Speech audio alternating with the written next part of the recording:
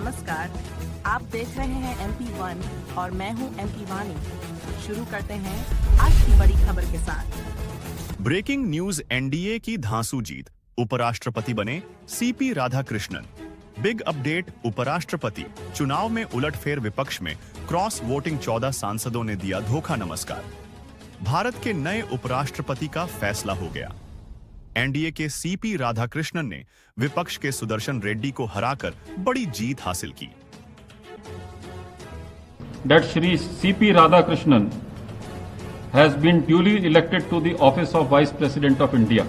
NDA उम्मीदवार CP Radhakrishnan ने उपराष्ट्रपति चुनाव 152 वोटों से जीत लिया है। उन्हें कुल 452 वोट मिले, जबकि इंडिया गठबंधन के सुदर्शन रेड्डी को 300 वोट मिले। दोनों सदनों में कुल 781 सांसद है। लोकसभा में 542 और राज्यसभा में 239 सांसद है। 7 सीटें खाली है। उपराष्ट्रपति चुनाव में बहुमत के लिए 385 वोटों की जरूरत थी। वही वोटिंग के दौरान कुल 767 वोट डाले, जिनमें से एनडीए को 452 और इंडिया ब्लॉक को 300 वोट मिले, जिनके चलते सीपी राधाकृष्णन 152 वोटों से जीते। साथ ही चुनाव चौंकाने वाली क्रॉस वोटिंग में विपक्ष के 14 सांसदों ने एनडीए उम्मीदवार को वोट दिया, जिससे राधाकृष्णन की जीत और आसान हुई। प्रधानमंत्री और बड़े नेता ने राधाकृष्णन को बधाई दी, जबकि विपक्ष में मायूसी का माहौल है और क्रॉस वोटिंग को लेकर सवाल उठ रहे हैं। इसीलिए सीपी राधाकृष्णन जो हैं, वो उम्मीद से ज्यादा वोट पाने में कामयाब हुए हैं। दूसरी तरफ विपक्ष की तरफ से जो दावा किया जा रहा था, उससे कम वोट विपक्ष को मिला है। और लेकिन महत्वपूर्ण ये भी है कि 15 वोट इनवैलिड पाए गए हैं, यानी जो मतदान के दौरान जो प्रक्रिया थी उसका पालन सही तरीके से 15 सांसद नहीं कर पाए। सीपी राधाकृष्णन अब भारत के नए उपराष्ट्रपति हैं। और कौन है सीपी राधाकृष्णन? देश के नए उपराष्ट्रपति बने हैं। जी हाँ, सीपी राधाकृष्णन। कौन है राधाकृष्णन? क्या है इनका राजनीतिक सफर? क्यों इनका नाम इतने बड़े पद के लिए सामने आया है?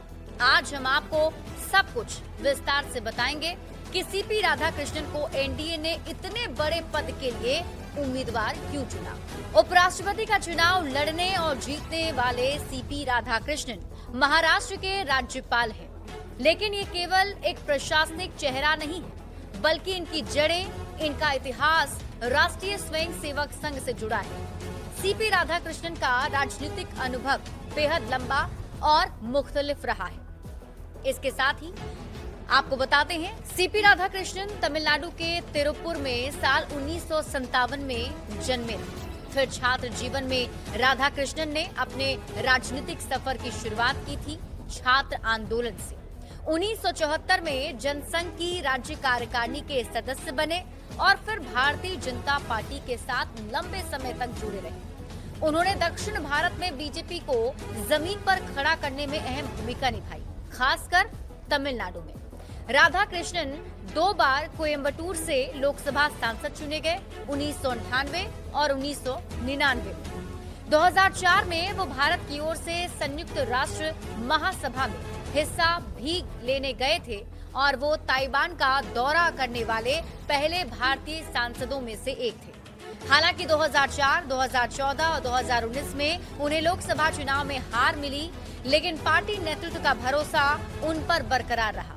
यही वजह है कि उन्हें कई महत्वपूर्ण जिम्मेदारियां मिलती रही। 2020 से 2022 के बीच वे बीजेपी के केरल प्रभारी भी रहे। राज्यपाल के तौर पर उन्होंने पहले झारखंड की जिम्मेदारी संभाली, फिर कुछ समय के लिए तेलंगाना और पुडुचेरी का भी अतिरिक्त कार्यभार संभाला।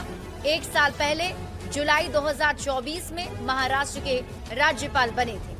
लेकिन सबसे दिलचस्प पड़ाव उनके राजनीतिक जीवन का तब आया था जब वे 2007 में तमिलनाडु बीजेपी के अध्यक्ष बने और उन्होंने 93 दिनों में 19,000 किलोमीटर की रथ यात्रा की। इस यात्रा में वो समान नागरिक संहिता जैसे मुद्दों पर जनता से सीधे संवाद करते रहे। अब जब एनडीए ने उन्हें उपराष्ट्रपति पद का उम्मीदवार बनाया और वो चुनाव जीते, तो बीजेपी ने दक्षिण भारत में अपनी पकड़ मजबूत करने के लिए एक जोरदार मास्टर स्ट्रोक चल दिया है। तमिलनाडु जैसे राज्यों में जहां बीजेपी सीमित है, वहां से किसी बड़े चेहरे को बड़ी जिम्मेदारी देकर बीजेपी ने दक्षिण के दरवाजे पर दस्तक दे दी है। भारत के नए उपराष्ट्रपति हैं जानिए हमारे साथ, बने रहिए हमारे साथ। ताजा खबरों के लिए MP1 न्यूज